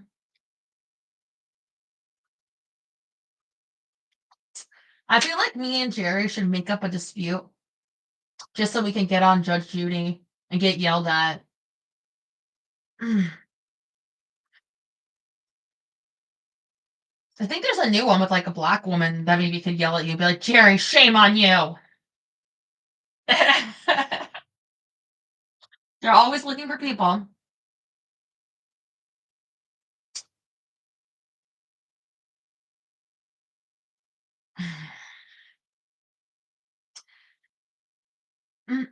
I smiled and said, we'll run it by Aunt Bean and let you know. Appreciate it. We just finished giving her gentle hugs when Ty came back out of the house, carrying a big bag of dry food, and I held my hands out to take it. It's heavy, he said. I've got it. My chin jutted. I've been lifting 50-pound sacks of flour for years. I can take it. I expected him to argue, but he simply lifted an eyebrow and handed over the bag. I sagged a bit against the sudden weight. Addie smiled, most likely knowing why I was being stubborn, and I rolled my eyes. She used her key fob to open the trunk of the car. I've got something else, Ty said. Be right back. Miss Ernie had a smile on her face as I staggered down the steps to the car and dumped the bag of food in the trunk. Addie tried to get Hambone to go with her, but stayed rooted at Ernie's side. I walked back to the steps and tried to coax him down as well, but no luck. Ty came out of the house carrying a laundry basket that looked to have a few towels in it. That got Hambone's attention. He started baying. Oh, Lord, Ernie said. Here we go. When Ty headed for the car, Hambone eagerly followed. Might want to run ahead and get that back door open, he said to Addie. She sprang into action. When she opened one of the back doors, Ty made like he was going to climb in, and Hambone jumped down the back seat, cutting him off. Ty drew back, and Addie quickly closed the door, trapping the dog inside. Then she hopped in the front seat, turned the car on, and put the windows halfway down. Hambone immediately stuck his head out of the opening and barked to let us know he was displeased with being tricked. I was impressed with Ty's ingenuity, but my curiosity was eating at me. What's in the basket? It couldn't possibly just be towels. He motioned with his head for me to come closer. There was a friendly light in his brown eyes I'd never seen before. It made my heart trip up a little. He set the basket on the ground, stuck his hands inside, and rooted around under a towel. When he pulled them back out, his large palms, in his large palms, he held two kittens, both of them pale gray with white patches and yellow-green eyes. Where's my cat guy? You know that cat guy? He joined the OnlyFans. So I wonder if he found this page yet. You want to adopt some more cats? Wait, hold on. Yellow cats can have yellow green eyes. My heart jumped out of my chest and flopped around the ground. Aw, Addie said, drawing the single sound out for several long seconds. Wanna hold one? He asked me. I snapped to. I'd been so mesmerized by the way he used his thumb so lovingly to rub the kittens' heads that I barely heard what he'd said. I didn't even say yes, simply reached out and took the smaller of the two kittens. my hand brushing ties as I lifted the kitten to my chest.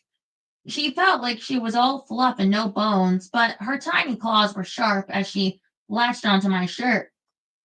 Addie jumped out of the car, her hands out as well, as if being pulled by some supernatural force. Kitten magic, pure and simple. Ty smiled as he gently handed over the other kitten. He grinned. They're 10 weeks old now, and the last of the litter. My hands are real full at the moment, so I don't suppose you'd want to foster them until I find them a home. Seems fitting to me, sisters looking after sisters.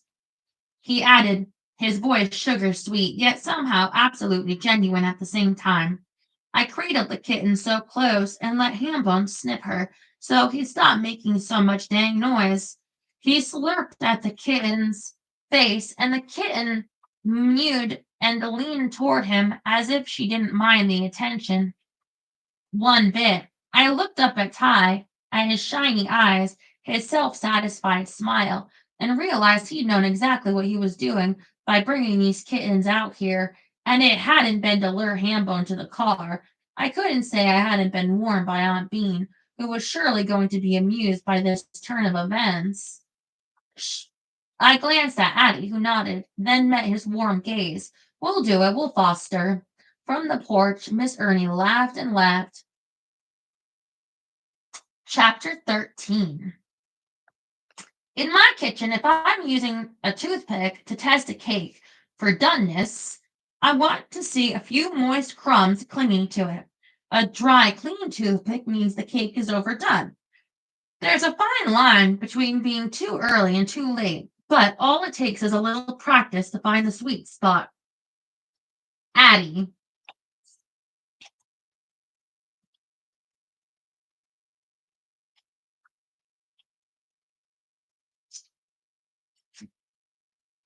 Mm. May I offer you a seat? I startled at the sound of the voice so close to my ear, at the way my body reacted to it.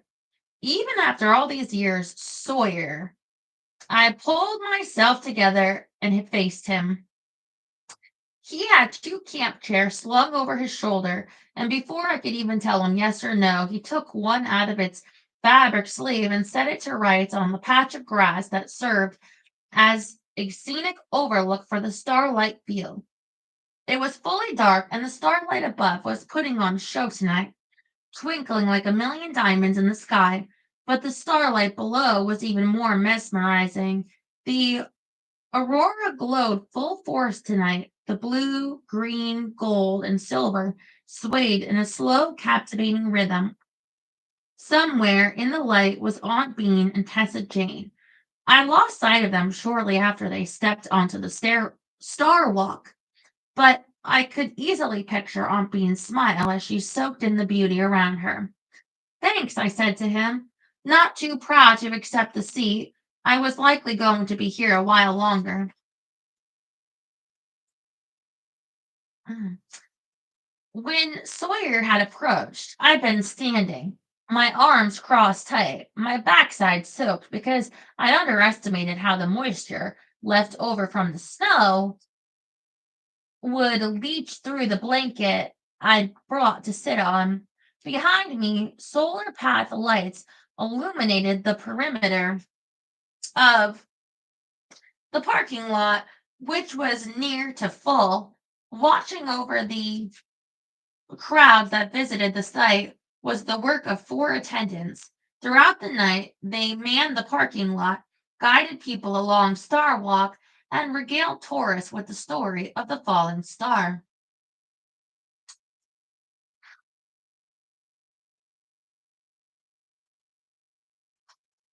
Before me, colorful waves of light shimmered. I'd seen this starlight hundreds of times,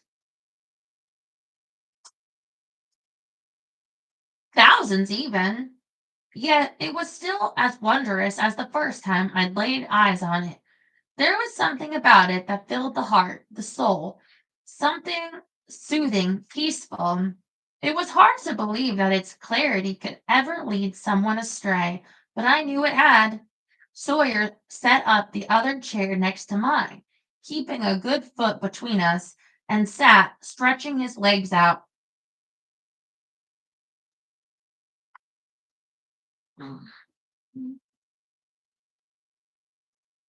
Honestly, guys, don't you think it'd be a good idea to like make up some bullshit and like invent a place like this? Like a Stonehenge kind of thing, and just be like, oh my God, guys, this just appeared. So anyway, we're charging for tours. And like, I mean, I don't know how you'd acquire like your own Stonehenge or whatever, but you know what I mean. Like, I guess it'd be harder nowadays with like Google Maps and everything.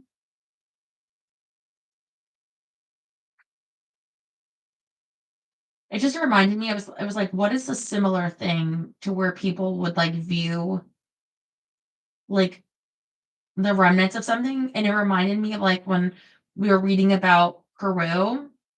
And I kind of like, I know it sounds stupid, but I want to see that Paddington Goes to Peru movie because I want to see more about Peru, but I don't even know if they filmed it in Peru or if it's really like Peruvian sites.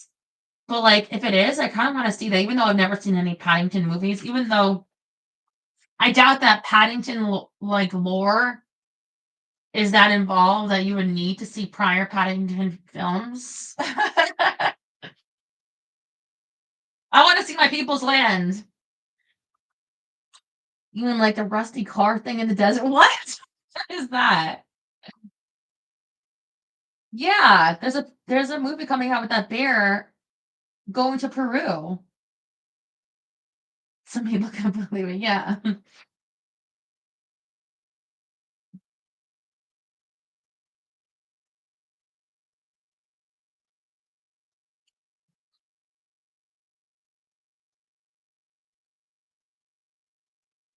These are sacred lands. That'd be 9.95, please.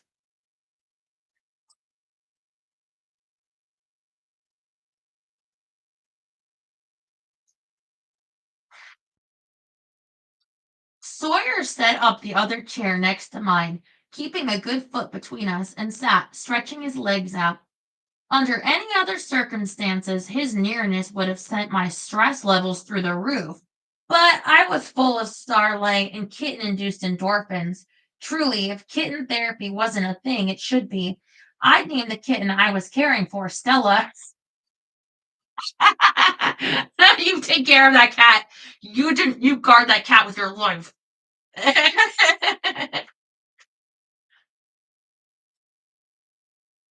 Could there have been a better name? I think not. And I was already in love. Is it because Stella means star? You little devil.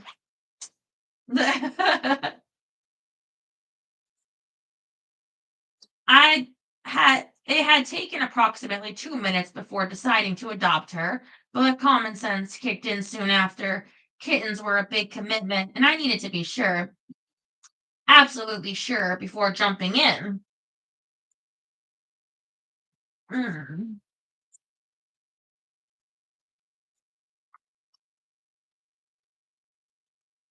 Especially since I never had a pet of my own before.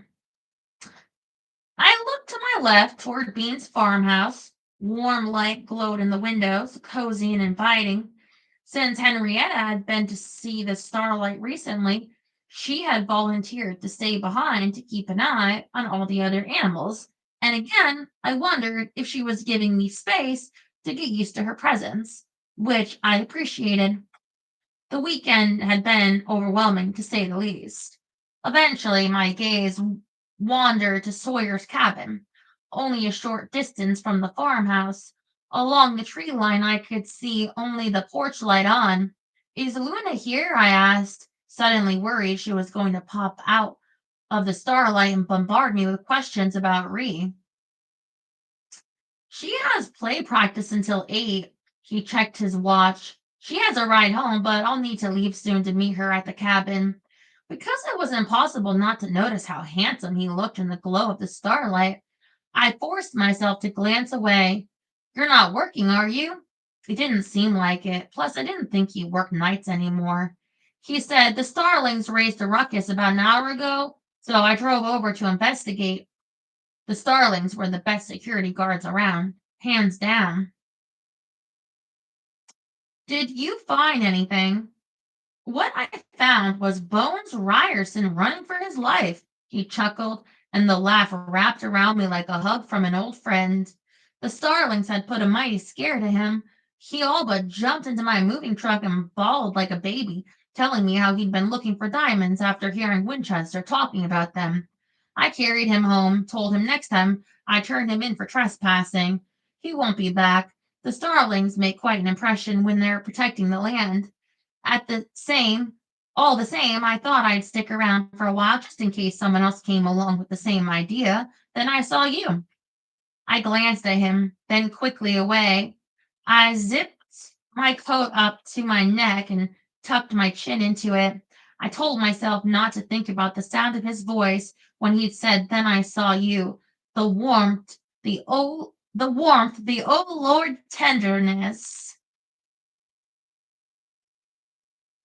I came with Tessa Jane and Aunt Bean. They're in there somewhere.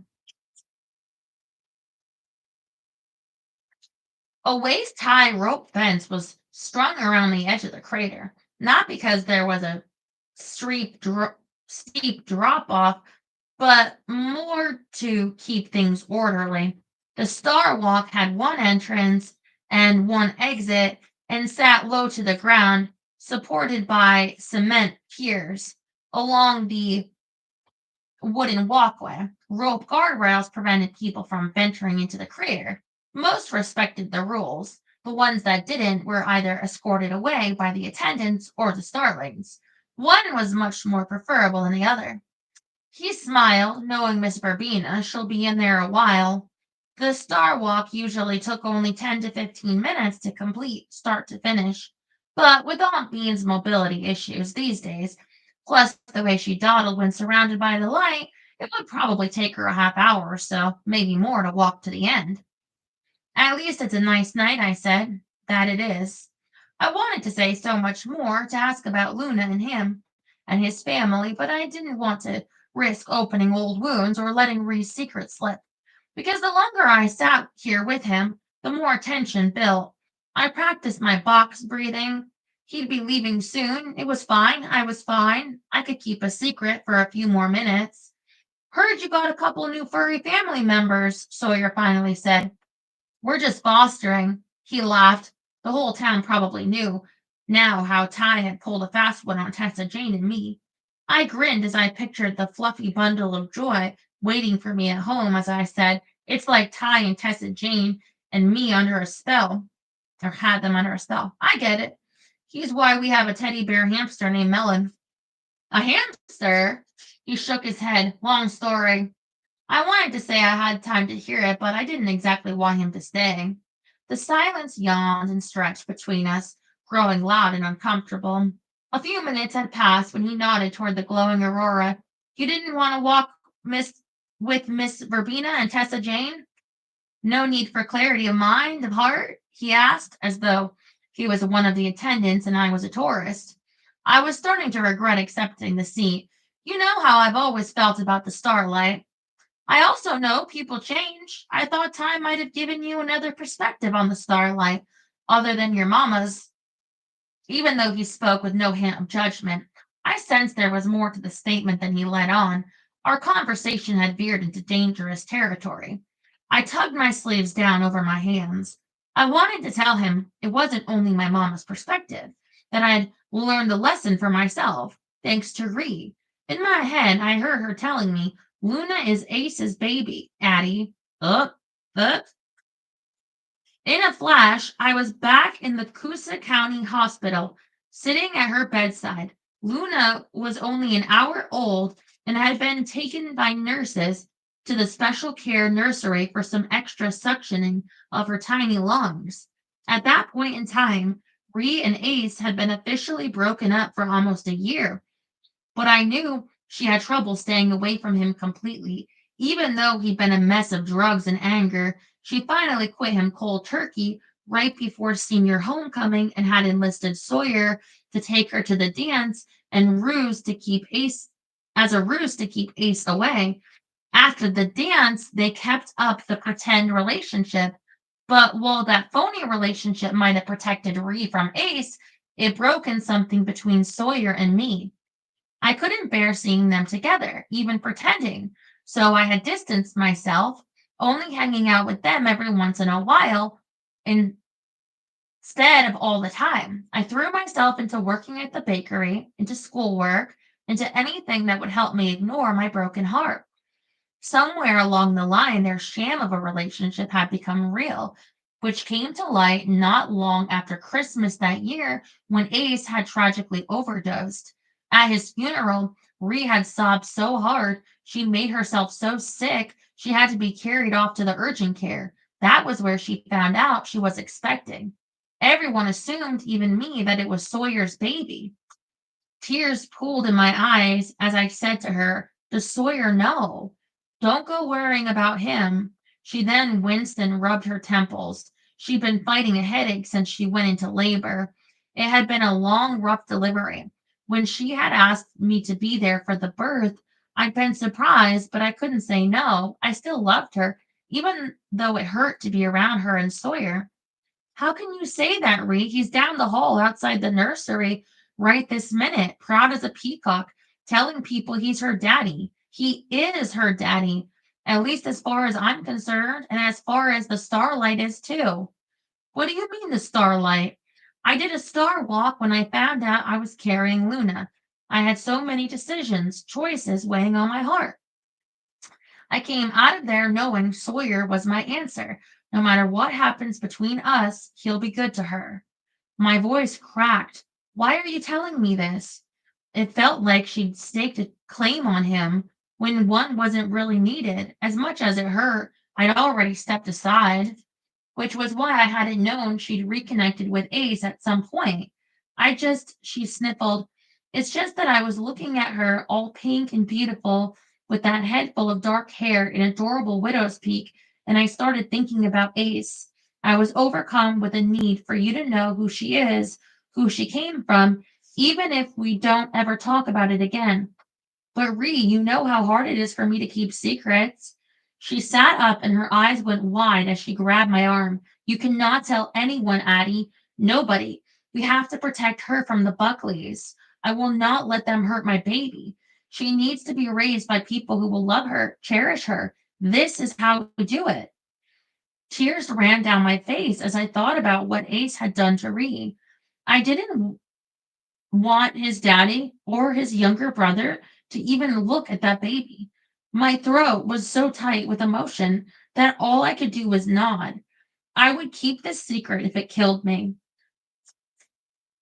Ree leaned back against the pillows. "It'll be Sawyer's name on her birth certificate, too. He's been so good." The word broke off as she suddenly gasped for air. Her hands flew to her chest. Panic flared in her brown eyes. Alarm started blaring from the machinery at her bedside. Within seconds, the room flooded with nurses, then doctors. It'd been pushed into the hallway, out of the way as they fought to stabilize her, to save her life. Minutes turned to hours, hours to days. Then she was gone, never having regained consciousness after suffering an amniotic fluid embolism. A hand on my arm shook me out of my memories. Sawyer said, "You okay there?" My heart raced. The ethereal starlight blurred from the tears in my eyes. "Actually, no. Can you tell Aunt Bean and Tessa Jane I went home? I'm not feeling well." With that, I stood and started jogging, then running toward the farmhouse, pretending not to hear Sawyer's voice as he called after me. The next, I guess I'll leave it there for the night. There's still a few pages left in this chapter, but um, we'll pick it up there on Sunday. Yeah, we're over halfway done with this. As he called after me. Okay.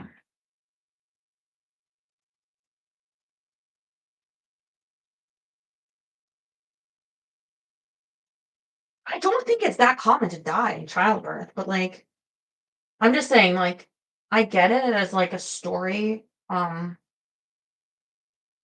device or whatever. But like, here's the thing.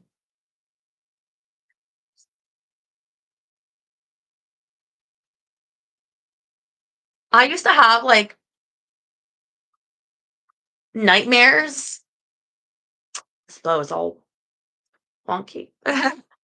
As like a kid of dying in childbirth. Like because I saw it on like probably some, television drama. And it's like, you know what I mean? Like you probably had nightmares of something as a kid or a fear just because you saw it on some show with commercial breaks every 15 minutes and dramatic music and like slow quiet panning of like one's face that in real life you'd be like, "Hello, say something."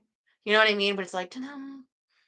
Like, oh, because this moment is so hard, it requires like long silence and dramatic music. And it's like, that didn't really happen to me. Like, it's not really that common. And yet it was like so traumatic that I would have nightmares like, oh, I don't want that to happen to me. I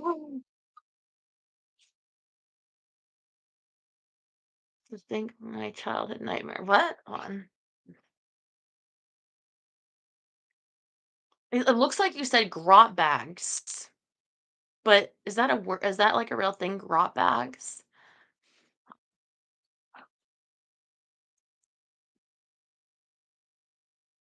What?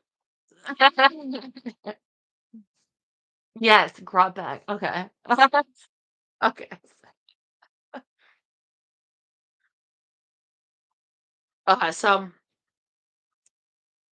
I saw this movie last night. Horrible. It was horrible. I think it's called A Different Man or A Totally Different Man. Um, so bad. Cannot recommend it. And I know like Jerry's always game to try. And I was tell you what I'm watching. So bad. So bad. I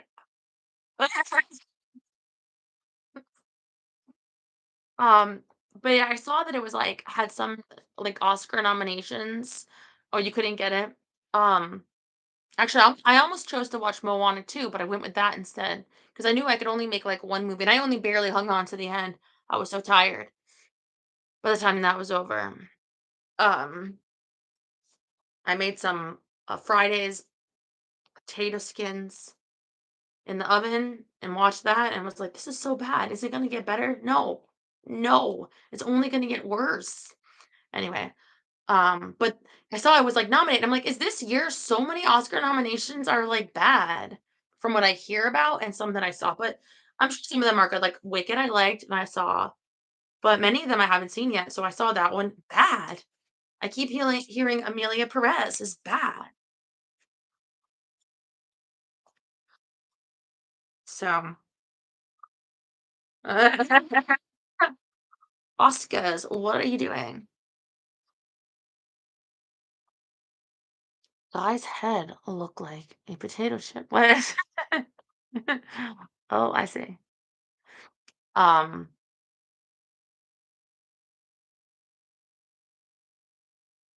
I heard that they're gonna do like a sequel or a remake of this movie called Labyrinth. And now I want to see it because I've never heard of it. And apparently David Bowie was in it. I love this weenie. You don't even see the happy side on. So tonight's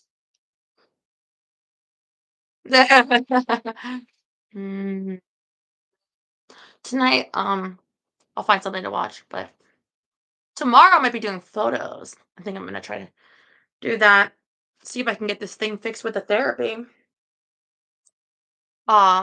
But I don't have any appointments for tomorrow, so other than that, that's my plan. Labyrinth, yeah. That and Fantasia. You've seen it many times? I haven't seen it once. It apparently involves like goblins, maybe like puppets. I don't know. Now I kind of want to see it. There's like a bunch of things I want to see, but I haven't been able to yet. I want to see. Nosferatu. I wanna see The Substance. I wanna see Anora. I wanna see this new one, The Companion or Companion. But we'll see in time. If you got the dodgy app, you could be seeing all these. Anyway, call me tomorrow. Should be a fun time. Um, if I have a channel, if this one doesn't get banned, um, um, which I probably will, and um, for another, yeah, because you buy expensive computer parts in the middle of the night. Okay, I love you, darlings.